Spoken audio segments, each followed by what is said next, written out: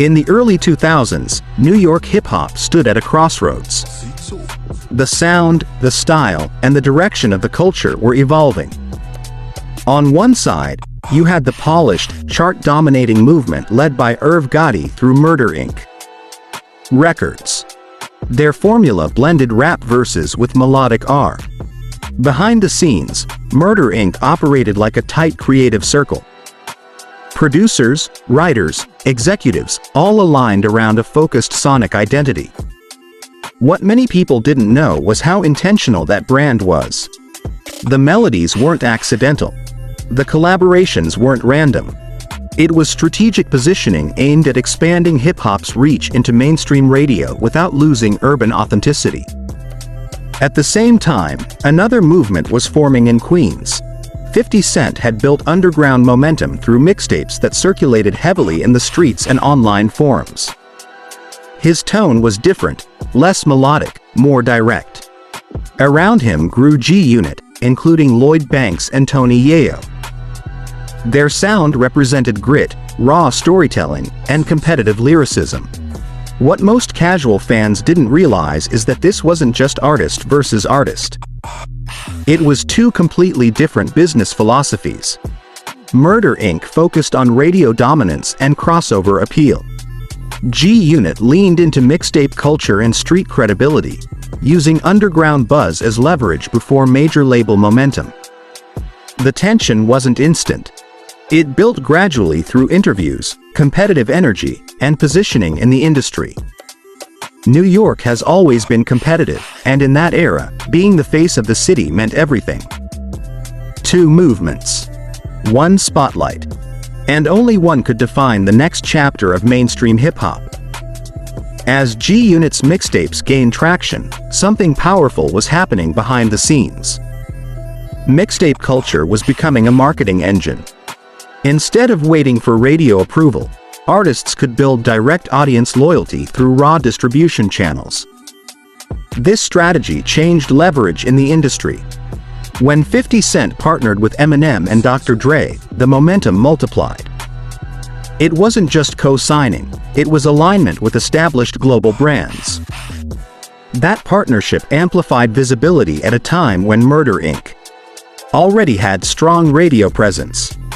What people didn't often discuss was how label politics intensified during this period.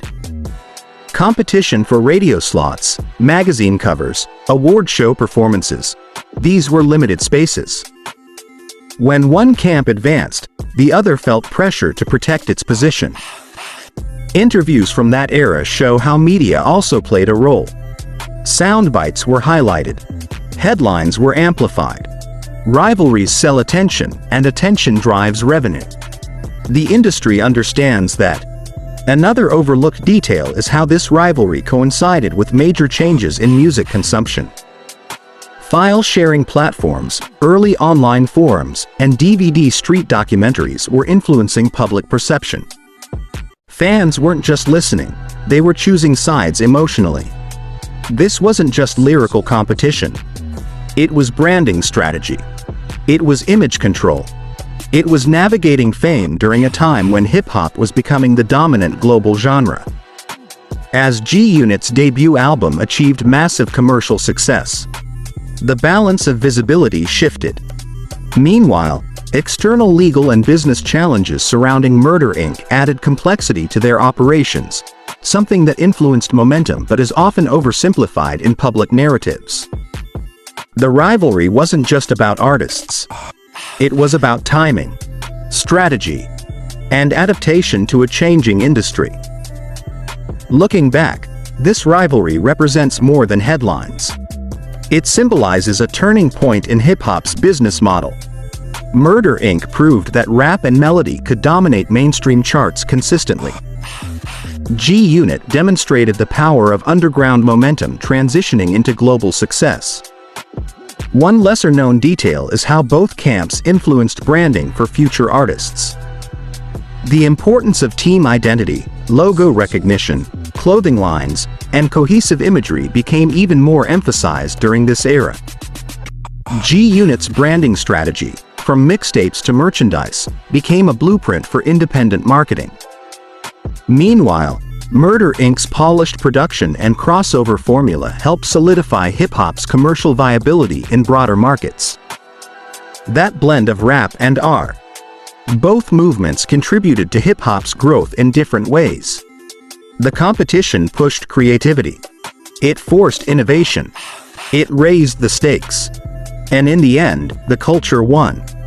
Because competition, when focused on artistry and strategy, elevates the entire genre.